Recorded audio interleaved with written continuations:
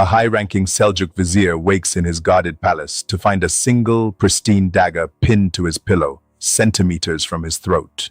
No blood has been spilled, but the message is louder than a war cry. We can touch you whenever we want. This was the Shadow Empire, a sovereign state without borders that ruled not through massive armies, but through the terrifying power of the individual.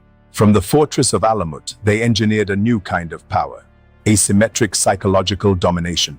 They didn't need to win a war on a battlefield if they could simply delete the man who started it. The sharp, rhythmic whetting of a blade was the heartbeat of their order. Join the archive for more dark history and tell me below, what era should we unearth next? The Order of Assassins, the Silent State. In 1090, Hassan-i captured the impregnable fortress of Alamut without shedding a single drop of blood. He simply converted the garrison from within, taking the fortress without a fight. Surrounded by the hostile Seljuk Empire, the Nizari Ismailis were a tiny minority facing total extinction. From his library in the clouds, Hassan engineered a new kind of power, asymmetric psychological domination. He transformed Alamut into a laboratory of radical devotion, turning his followers into the Fidai, the faithful ones. They viewed their own death as a secondary detail in the pursuit of a mission. The pursuit of the mission was their only reality. The eagle's nest was now the center of a shadow world. The ambition that fueled the assassins was rooted in a deep theological schism within Islam, but it manifested as a radical rejection of the established medieval order.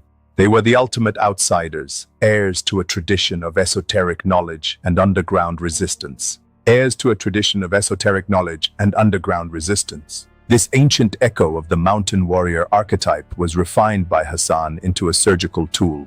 The assassins didn't see themselves as common killers. They were divine instruments of justice. To them, the massive empires were clumsy, bloated giants, and they were the stinging hornets. They were the stinging hornets that could force those giants to their knees. The sting of the mountain had been delivered. The Shadow Empire was untouchable. Hassan utilized a silent variable that the medieval world was completely unprepared for, the weaponization of public space and theatrical terror. The assassins almost always struck in broad daylight in crowded mosques or busy markets, ensuring maximum visibility. The silent variable was the contagious paranoia that followed every strike. This was theatrical terror. If a vizier was killed in his own palace, every other official began to wonder if their own servant was a sleeper agent. This wasn't just murder, it was a psychological blockade that slowed the gears of government to a halt. Leaders became too terrified to make public appearances or strategic moves. They were prisoners in their own palaces. The gears of government ground to a halt. Paranoia was the new law of the land. While the legends speak of hashish-induced paradises, the shadow narrative reveals a far more complex reality. The assassins were actually master linguists, scholars, and sophisticated undercover operatives. They would spend years, sometimes decades, embedded in an enemy's court, learning every custom and layout. The shadow narrative is one of extreme patience and intense intellectual labor. These were not mindless fanatics. They were the most highly educated special forces of the medieval world. They operated with a level of deep cover sophistication that wouldn't be seen again for centuries. They waited decades for the single signal to strike. The mind was their primary weapon. Knowledge was their power. The plan for the Shadow Empire was a constellation of mountain fortresses, each acting as a self-sustaining node in a secret network. Logistics for the assassins meant the mastery of signals, carrier pigeons, and a decentralized command structure. From Alamut to Mashyaf in Syria, the order controlled the high ground, surveying the military movements of their enemies below. They didn't need to feed a massive standing army. They only needed to supply a handful of elite operatives. Their logistics were the logistics of information, knowing who to kill and exactly when their death would cause the most chaos. Knowing exactly when their death would cause the most political chaos. Their logistics were the logistics of information. The invisible war room was everywhere. The network was complete. The Shadow Empire was untouchable.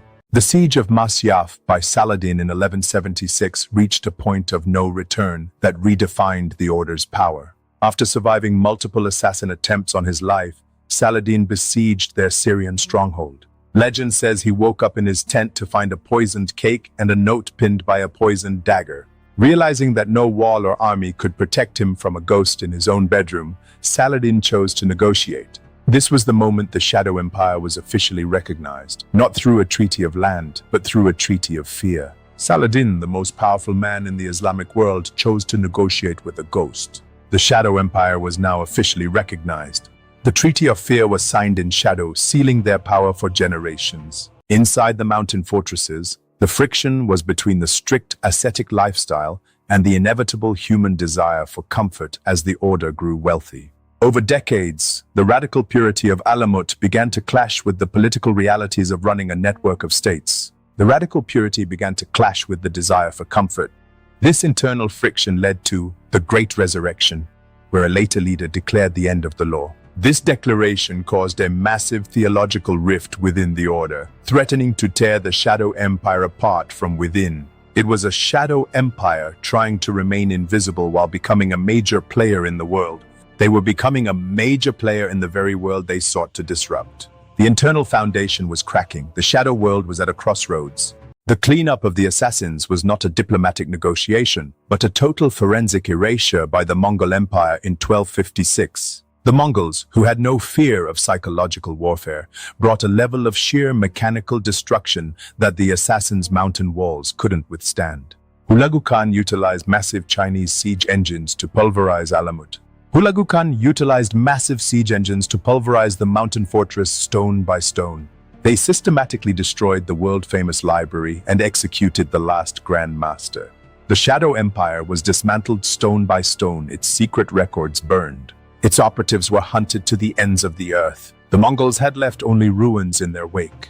The era of the ghost was over. Imagine a Fidai standing in a crowded bazaar, his hand on a hidden dagger, looking at the man he has been ordered to kill. He has spent 3 years as this man's stable boy, even saving the man's son from a runaway horse. The human toll is the absolute erasure of empathy in the name of a higher cause. He strikes, knowing he will be torn apart by the guards within seconds. The cost was the sacrifice of the self for the Shadow Empire, a forensic record of what happens when human identity is completely replaced. What happens when human identity is completely replaced by a political or religious mission?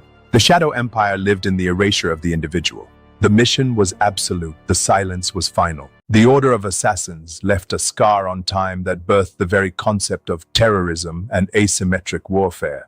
They proved that a small, dedicated group could paralyze the world's greatest superpowers through the calculated use of fear.